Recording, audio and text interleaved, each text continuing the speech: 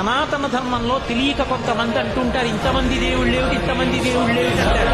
ఇంతమంది దేవుళ్ళు కాదు, ఇంతమందిగా ఉన్న దేవుడు. నేనే పరబ్రహ్మను కురుశ్రేష్ఠ, నేనే సత్యాన్ని, జ్ఞానాన్ని, ధర్మాన్ని.